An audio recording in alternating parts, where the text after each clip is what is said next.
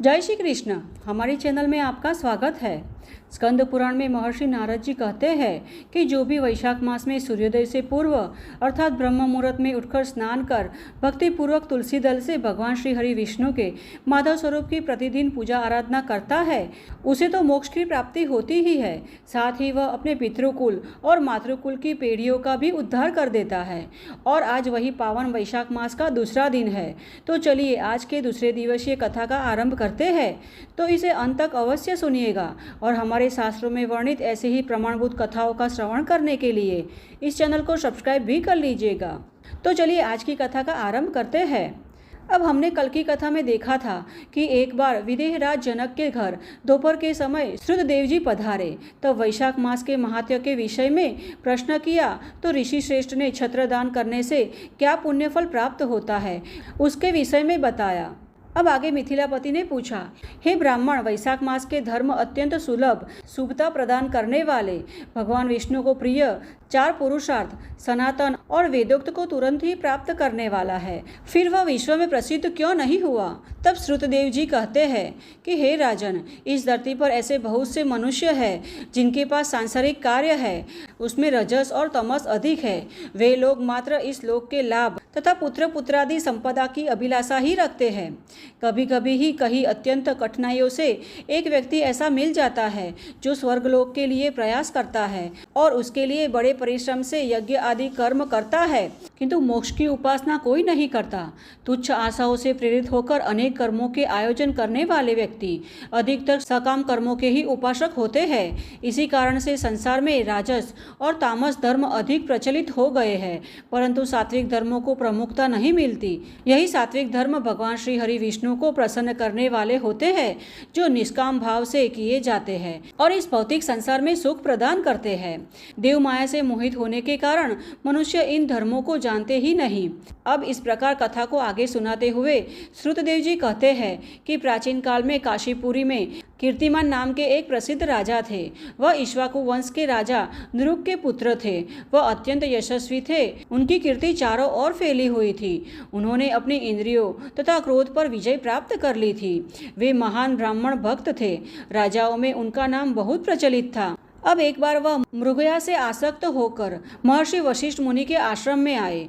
वैशाख के प्रखर ताप में यात्रा करते हुए राजा ने मार्ग में देखा कि महात्मा वशिष्ठ के शिष्यों अलग अलग स्थानों पर विशेष उत्साह के साथ विभिन्न प्रकार की गतिविधियों में लगे हुए थे। कहीं उन्होंने पानी की परब बनाई तो कहीं छाया के लिए मंडप और किनारों पर झरनों के जल को रोककर कुंड बना रहे थे, तो कई शिष्य वृक्ष के नीचे बैठे यात्रियों को पंखे से हवा देकर उन्हें शीतलता प्रदान कर रहे थे। कहीं गन्ने दे रहे थे तो कहीं सुगंधित पदार्थ उपहार में दे रहे थे और कभी फल दे रहे थे। दोपहर में लोगों के लिए छाया करते और संध्या में शरबत। कई शिष्य घने छायादार जंगल में स्वच्छ किए गए आश्रम के आंगन में रेत बिछा रहे थे और कुछ पेड़ों की छाया के नीचे वृक्ष के तनों पर झूले बांध रहे थे। अब उन्हें देखकर राजा ने पूछा, आप लोग कौन है? तब उन्होंने उत्तर दिया, हम महर्षि वशिष्ठ के शिष्य हैं। राजा ने पूछा, आप लोग यहाँ क्या कर रहे हैं? यहाँ क्या हो रहा है? तब उन्होंने कहा, वैशाख मास में कर्तव्य रूपी कर्म करना ही धर्म है, जो धर्म अर्थ काम मोक्ष इन चारों पुरुषार्थों को पूर्ण करने वाला है, और हम गुरुदेव वशिष्ठ जी की आज्ञा से इन धर्मों का पालन करते हैं। राजा ने फिर से पूछा, इस अनुष्ठान से मनुष्य को क्या फल प्राप्त हो सकता है और कौन से देवता प्रसन्न होते हैं? तब उन्होंने उत्तर दिया, अभी हमारे पास यह सब बताने का समय नहीं है। आप गुरु जी को ही जो पूछना चाहते हैं वह पूछ सकते हैं। वे महायशस्वी महर्षि इन धर्मों को यथार्थ रूप से जानते हैं। अब शिष्यों का यह उत्तर सुनकर राजा तुरंत ही महर्षि वशिष्ठ के पवित्र आश्रम में गए, जो विद्या और योग शक्ति से संपन्न थे। राजा को आते देखकर महर्षि वशिष्ठ मन ही मन बहुत प्रसन्न हुए। उन्होंने अपने सेवकों सहित महात्मा राजा का विधि पूर्वक आतिथ्य सत्कार किया और जब वह आराम से बैठ गए तब उन्होंने गुरु वशिष्ठ से प्रसन्न होकर कहा, हे भगवान, मैंने मार्ग में आपके शिष्यों द्वारा किए गए अत्यंत आश्चर्यमय शुभ कर्मों का अनुष्ठान होते हुए देखा, परंतु जब उनसे उस विषय में प्रश्न पूछा गया तो उनकी आज्ञा अनुसार मैं अब आपके पास आया हूँ। मैं उन धर्मों के विषय में सुनने के लिए अत्यंत उत्सुक हूँ, इसलिए आप उसके विषय में मुझे बताएं। तब महायशस्वी वशिष्ठ जी ने प्रसन्न होकर कहा, हे राजन, आपकी बुद्धि को सर्वोत्तम शिक्षा प्राप्त हुई है, इसीलिए आपकी बुद्धि ने यह उत्तम निश्चय किया है।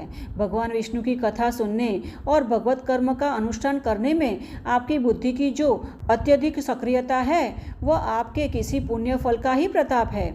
जिन्होंने वैशाख माह में वर्णित महाधर्मों के माध्यम से भगवान श्री हरि नारायण की आराधना की है, उसके वह धर्म से भगवान अत्यंत संतुष्ट होते हैं और उन्हें मनोवांछित फल प्रदान करते हैं। संपूर्ण जगत के स्वामी भगवान लक्ष्मीपति, सभी पापों का विनाश करने वाले, वे मात्र सूक्ष्म धर्मों से प्रसन्न होते हैं, परिश्रम और धन से नहीं। भगवान विष्णु की भक्तिपूर्वक पूजा करने से शुभ फल प्राप्त होते हैं, अतः सदैव भगवान विष्णु की पूजा करनी चाहिए। जगदीश्वर श्री हरि जल मात्र की सेवा से भी प्रसन्न होकर सभी दुखों का नाश कर देते हैं। वैशाख मास में दर्शाए गए ये धर्म यथार्थ प्रयत्नों से सिद्ध होने पर भी भगवान श्री हरि विष्णु के लिए प्रीतिकारक और शुभ होने के कारण प्रचुर धन द्वारा सिद्ध होने वाले बड़े बड़े यज्ञादि कर्मों का भी तिरस्कार करने वाले होते हैं। अतः हे भूपाल, आप भी वैशाख माह में धर्मों का पालन करें तथा अपने राज्य में रहने वाले अन्य लोगों को भी इन धर्मों का पालन करवाएं। अब इस प्रकार वैशाख धर्म के पालन की आवश्यकता को शास्त्रों एवं युक्ति से भलीभांति सिद्ध करने के पश्चात वशिष्ठ जी ने वैशाख मास के सभी कर्मों का राजा के समक्ष वर्णन किया। अब उन सभी धर्मों को सुनकर राजा ने भक्तिपूर्वक गुरु की पूजा की और नगर में आकर सभी धर्मों का पालन करने लगे। देवादिदेव भगवान विष्णु के प्रति भक्ति रखकर राजा कीर्तिमान देवेश्वर पद्मनाभ की अनन्य भक्ति करते थे। तत्पश्चात उन्होंने अपने राज्य में सेवकों द्वारा डंडरा पिटवाया कि मेरे राज्य में जो भी 8 वर्ष की आयु से अधिक का मनुष्य है वह जब तक 80 वर्ष का न हो जाए, तब तक सूर्य मेष राशि पर न आ जाए, तब तक उसने प्रातः स्नान नहीं किया तो वह मेरे द्वारा दंड के पात्र, वध्य तथा राज्य से निष्कासित करने योग्य माना जाएगा। यह मेरा निश्चय आदेश है। पिता, पुत्र अथवा सुयोध कोई भी वैशाख धर्म का पालन नहीं करेगा, उसे चोरों के समान दंड दिया जाएगा। प्रातःकाल निर्मल जल से स्नान करके श्रेष्ठ ब्राह्मणों को दान देना चाहिए। आप सभी अपनी श्रद्धा के अनुसार परब और दान धर्म का पालन करें। अब राजा कीर्तिमान ने प्रत्येक गांव में धर्म का प्रचार करने के लिए एक ब्राह्मण को नियुक्त किया और 5-5 गांवों में एक ऐसा अधिकारी नियुक्त किया गया जो धर्म त्यागी को दंड दे सके। उनकी सहायता के लिए 10-10 घुड़सवार उसके साथ रहते थे। तो इस प्रकार चक्रवर्ती राजा के शासनकाल में इस धर्म का बीजारोपण हुआ और आगे जाकर इसने विशाल वृक्ष का स्वरूप धारण कर लिया। सर्वत्र एवं सभी राज्यों में इसका पालन होने लगा। इसके बाद उस राज्य में जिस व्यक्ति की मृत्यु होती थी वह भगवान विष्णु के लोक को प्राप्त करते थे। वहाँ की प्रजा को निश्चित ही विष्णु लोक की प्राप्ति होती थी। अगर एक बार भी वैशाख स्नान कर लिया जाए तो वह मनुष्य यमलोक नहीं जाता था। अब धर्म के अनुकूल कर्मों में स्थित सभी व्यक्ति विष्णु लोक में जाने से यमलोक में एक भी पापी प्राणी नहीं रहा। वैशाख माह के प्रभाव से यमपुरी की यात्रा बंद हो गई। सभी लोग दिव्य स्वरूप धारण कर भगवान के धाम में जाने लगे। अब स्वर्ग और नर्क दोनों खाली होने लगे। अतः एक दिवस नारद जी ने धर्मराज के पास जाकर कहा कि हे धर्मराज, आपके इस नर्क में तो अब पहले जैसा कोई भी शोर नहीं सुनाई देता। पहले के पाप कर्मों के हिसाब भी नहीं लिखे जा रहे। तब यह सुनकर तो चित्रगुप्त मौन भाव से बैठ गए, मानो कोई मुनि हो। नारद जी कहते हैं कि महाराज, इसका कारण तो बताइए।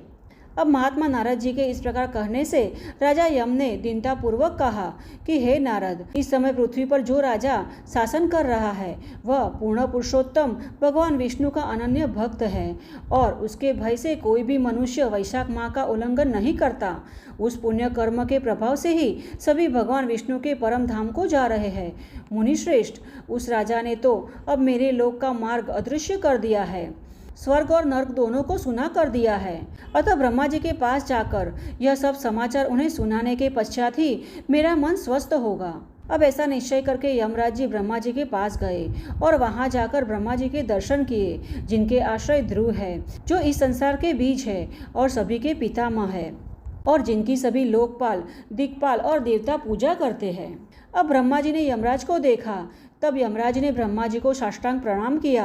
तत्पश्चात यमराज ने कहा, हे कमलासन, अगर काम में लगा हुआ व्यक्ति अपने स्वामी की आज्ञा का उचित पालन नहीं करता है और उसके धन को खर्च करता रहता है तो वह लकड़ी में उत्पन्न होने वाला कीड़ा बन जाता है।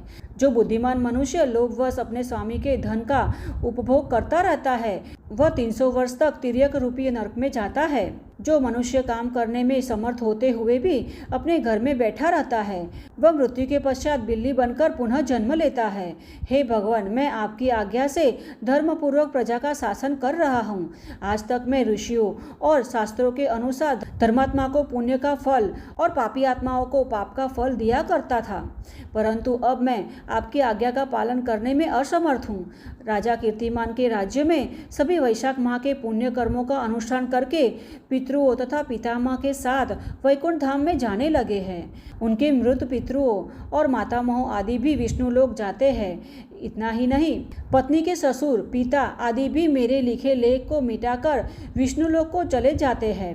हे देव, बड़े बड़े यज्ञ से भी मनुष्य को यह गति प्राप्त नहीं होती है जो वैशाख मास में मिल जाती है। समस्त तीर्थ, दान आदि तप, व्रत अथवा संपूर्ण धर्म करने वाले मनुष्य को भी वह गति नहीं मिलती है जो वैशाख धर्म का आचरण करने वाले मनुष्य को प्राप्त हो जाती है। जो मनुष्य वैशाख में प्रातः स्नान कर भगवान का पूजन करता है, मास महात्म्य की कथा सुनता है तथा भगवान विष्णु को प्रिय उन धर्मों का पालन करता है, वह मनुष्य एकमात्र विष्णु लोक का स्वामी बन जाता है। अब जगतपति महाविष्णु के लोक की तो मेरी समझ के अनुसार कोई सीमा ही नहीं होती, क्योंकि चारों ओर से कोटि कोटि प्राणियों का समूह वहां पहुंच रहा है, फिर भी वह नहीं भरता। इस संसार में सभी धर्मात्मा और अपवित्र लोग भी राजा की आज्ञा से वैशाख मास में धर्म का पालन करते हुए विष्णु लोक को जा रहे हैं। हे लोकनाथ, उनकी प्रेरणा से असंस्कृत व्यक्ति भी वैशाख स्नान मात्र से वैकुंठ धाम को जा रहा है। ऐसा प्रतीत होता है कि यह वैशाख स्नान संपूर्ण विश्व को विष्णु लोक तक पहुंचा देगा।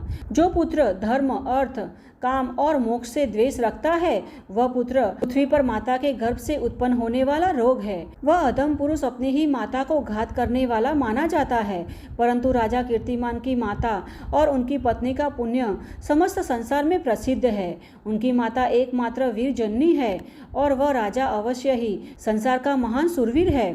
जिस प्रकार राजा कीर्तिमान मेरे लिखे हुए भावी को मिटाने के लिए उद्यत हुआ है, ऐसे प्रयास का उल्लेख पुराणों में भी कभी किसी के बारे में प्राप्त नहीं हुआ है। भगवान विष्णु की भक्ति में तत्पर राजा कीर्तिमान के सिवा मैं किसी और को नहीं जानता, जो ढंढेरा पिटवा कर लोगों को प्रेरित करता है और मेरे लोक का मार्ग लुप्त करने की चेष्टा करता है। तो इस प्रकार यमराज ब्रह्मा जी के पास आकर अपनी व्यथा सुनाने लगे।